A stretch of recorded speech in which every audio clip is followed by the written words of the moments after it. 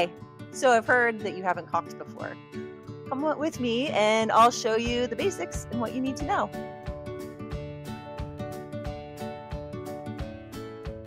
All the coxing equipment is located all the way around here, past all the boats in this little corner back here.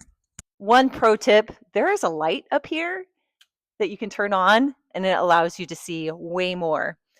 If you didn't dress appropriately, you're in luck. There are coats you can borrow over here. There are also boots you can borrow here if your feet are appropriately sized.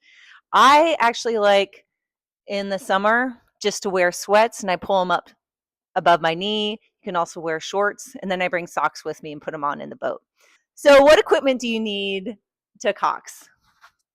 You will need a Cox box or a mini. So a Cox box is one of these big ones. It has additional information on it that I actually have never used.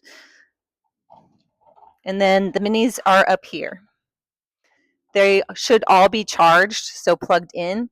And then each one has its own headset.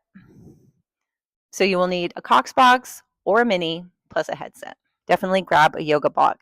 This is to help you fit in the seat. You will need, if it is dark outside, you will need a bow light. The bow lights are kept in this Tupperware. They're charged over here. You need a bow light and you need a lid.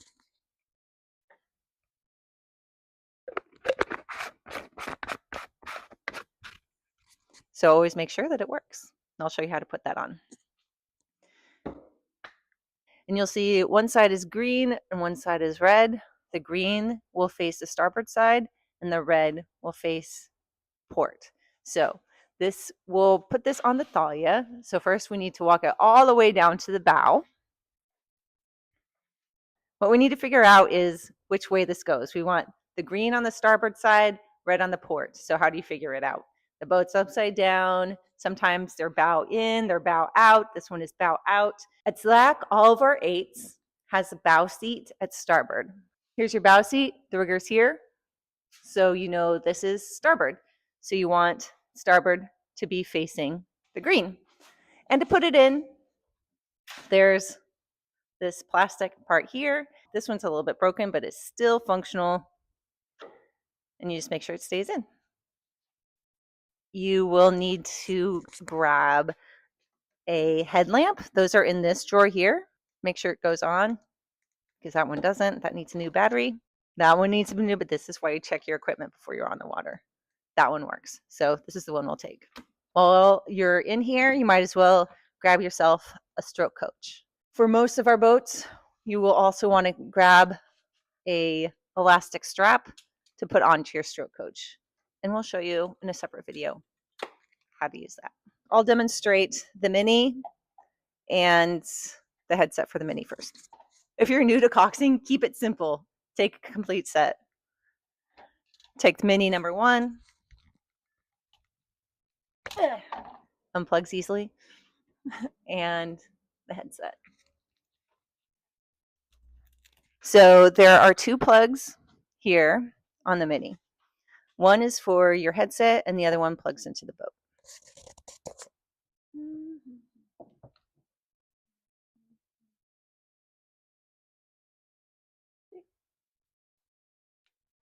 Then we will test it to make sure that it works with the boat.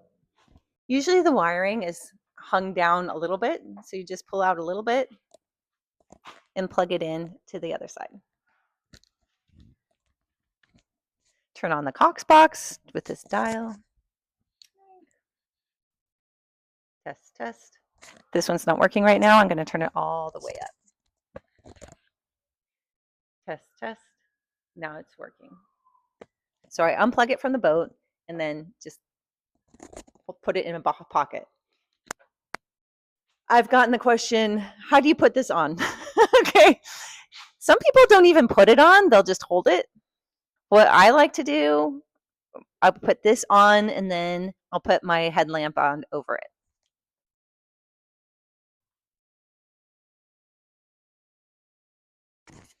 And you're not going to win any beauty contests like this. Function over form. You see in the back, you want to make sure that you don't have a ponytail hanging down over your light.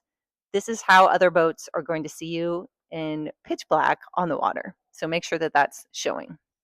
After the row, you come in here after you've set up slings and coxed them up off the water. You come in here, you turn off the Cox box or the mini, bring it back.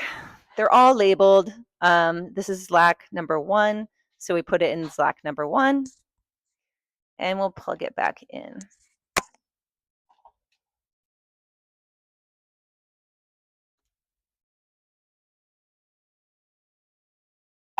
When I'm coxing, I actually keep this microphone as close to inside my mouth as I can get it without actually like it being in my mouth. And no one wants to put their mouth on this after my mouth has been on it. So we always sterilize them before we put them back.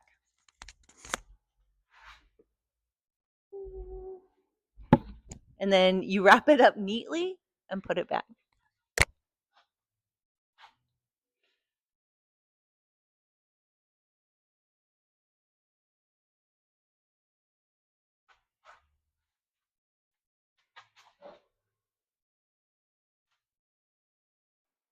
Any Cox box that has 3 bars or lower needs to be charged.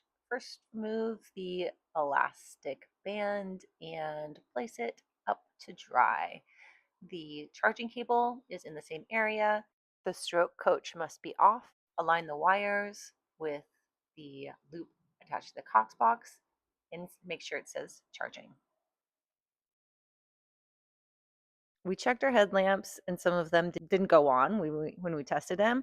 So I'm going to show you just how to replace the battery. On the headlamps, this is the button that you press to turn on, and there's a way that you pry it open. Batteries are located in the same drawer as the headlamps and the stroke coaches. So there's extra batteries here. Open up the cover of the headlamp and remove the old battery. Check the orientation for the new battery and make sure that it turns on.